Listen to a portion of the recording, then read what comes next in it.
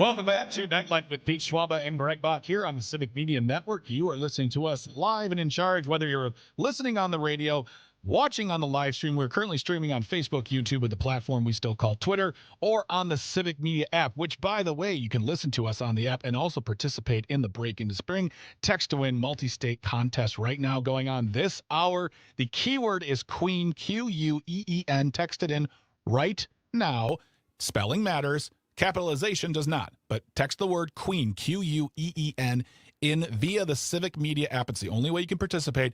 You're going to be in the running for the daily drawing of $200, and then everyone is put into the grand prize drawing for a new mattress set from Verlo. So get yourself the Civic Media app now. Participate, listen, get your news, have fun with it. It's great. It's absolutely free.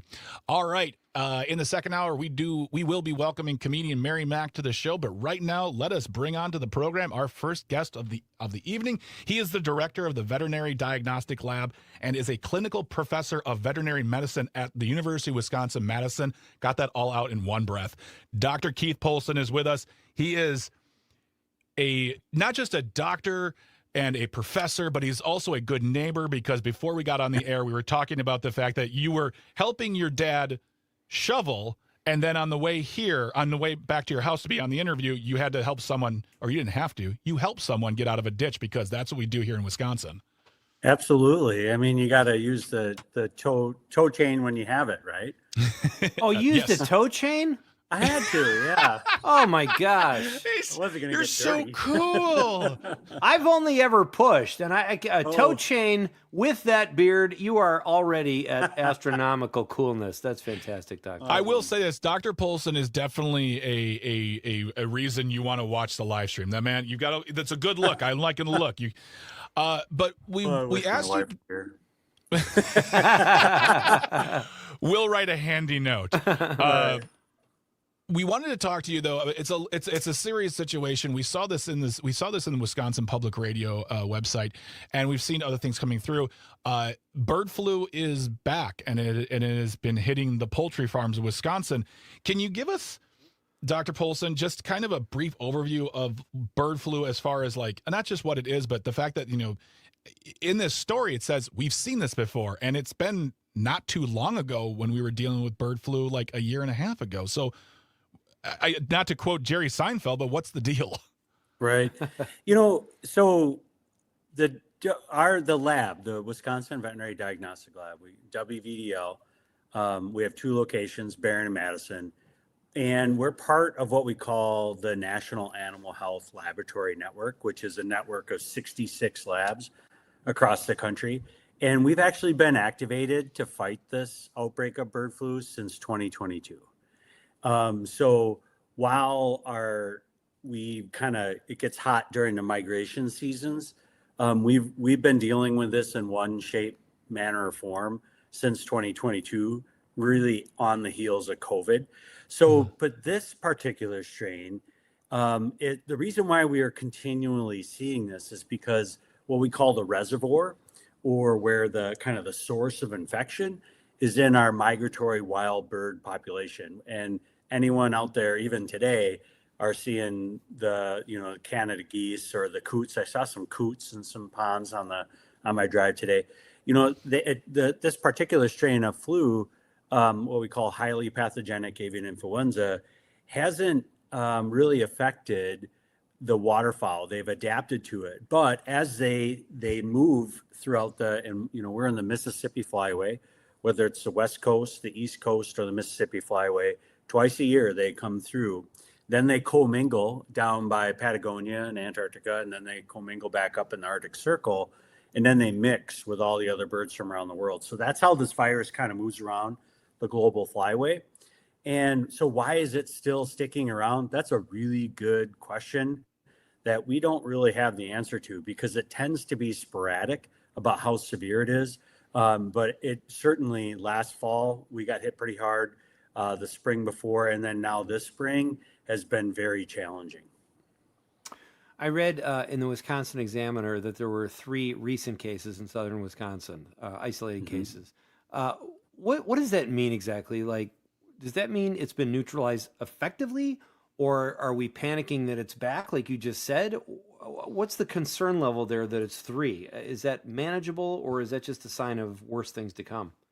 That's really hard to predict.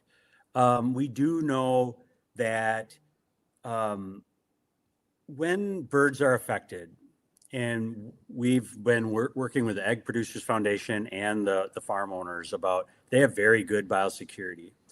And so how are they continually being reinfected? Because one of the farms had just repopulated from being affected late last fall. And it's very frustrating. It's hard to keep a business model rolling that way. And how is it specifically getting in? And they're finding more and more, but we know that this virus has been in most of our major waterways and watersheds now. It's the predominant virus now for a couple of years.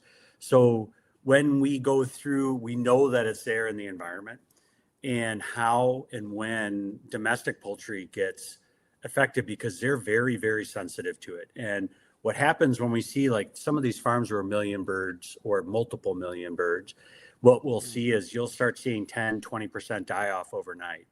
And then those flocks are depopulated, which means that we have to humanely or destroy those birds, because A, we don't want those birds to die from disease alone, and B, we need to stop viral spread because they're shedding lots and lots of virus. So we try and contain it as much as possible.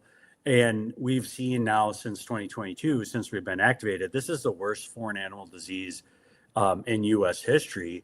Yet we still don't really have a good handle on it. And I'm sure we'll probably get into this over the half hour, but we don't have great tools to really either prevent it and or manage it, because we don't have a treatment. There are vaccines out there, but they're not licensed for use by the USDA, which is a whole nother topic we could get into. But being in the Southeast, we've had years where we've only had Mississippi Flyway and Northwest Wisconsin, closer to the river. And that dealt mainly with our turkey population, because there's a huge turkey industry in that area. But this year it seems to be more laying hens in Wisconsin, and then certainly turkeys in Minnesota and South Dakota, and then a lot of laying hens in Iowa and Indiana and Pennsylvania. Is something of clarification, because it was actually, that was going to be my next question, but you answered it. When Pete mentioned there were 3 cases. When they say cases, is a case a location, or is a case like one bird? And when you say they have to be exterminated or I don't know what the technical term is. Humanely destroyed. Yeah. Are we talking about the entire population of that group, or is it just like a certain? So if I own a farm and we find bird flu, I have to just knock out everything and start fresh.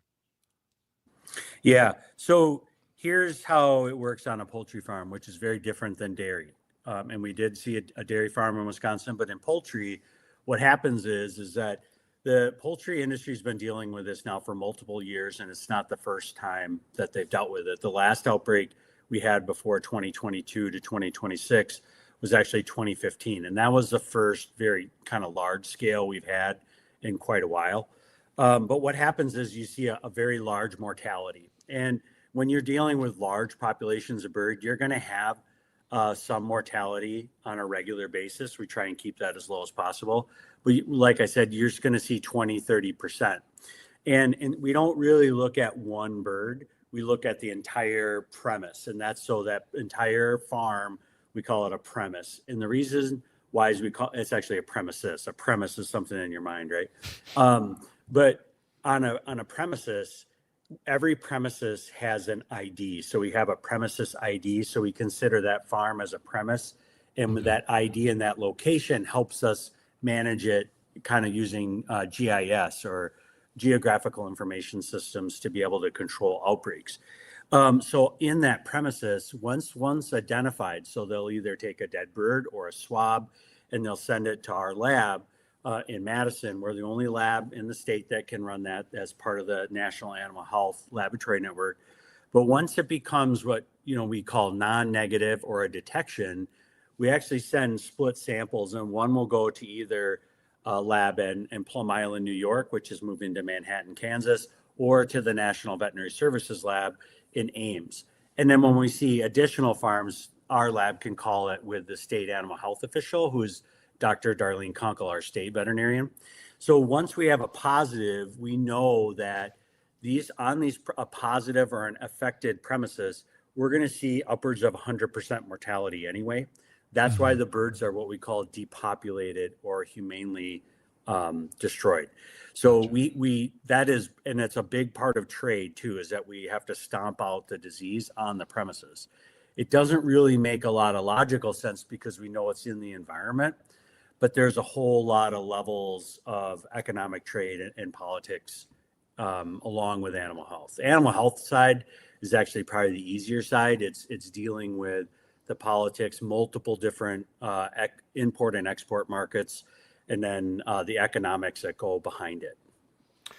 Our guest is Dr. Keith Poulsen. He is the director of the Wisconsin Veterinary Diagnostic Laboratory. He's also got a PhD. Not too shabby, doctor. It's great to have you here. I wanted to ask you about vaccines. I know some countries are, using vaccines. We are not here in America. Why is that? Is it a cost factor, or is it too difficult, time consuming? What are our reasons for that? Yeah, there's a couple different reasons why we don't use a vaccine right now. There are multiple, what we call USDA licensed vaccines. And what that means is that, so whether it's Boehringer or Zoetis, we may have a vaccine that the USDA has gone through what we call safety testing. And with that safety testing, when they license it, that means that it could be used if they decide to approve it. Then USDA will say if and when they decide to use a vaccine, then it goes to the states, and then the states have to approve it. And when we think about it, each state has a different ag economy. They have a different set of politics, a different culture. And so with 48 different contiguous states, it gets to be pretty complicated. So there's a lot of different things moving in that direction. And we could probably, we'll maybe continue after, I think, a break coming up. Yeah. We are talking to Dr. Keith Poulsen here. If you have any questions, feel free to text them in on the Civic Media app or on your phone. Give us a call. Let us know. I have some questions as well. I mean, I feel like, this is a topic that affects everybody, and it fuels conversations for politics. We won't get political, but I do have a question about that on the other side if we can get to it. But we'll be continuing that conversation with Dr. Keith Poulsen here on Nite Lite with Pete Schwaba and Greg Bach. So don't go anywhere. Stay tuned. Stay close. Don't forget, the word for the hour is Queen, Queen. Text it in via the Civic Media app. Be part of the Break into Spring multi-state text to win contest here on Civic Media. Stay tuned and stay close.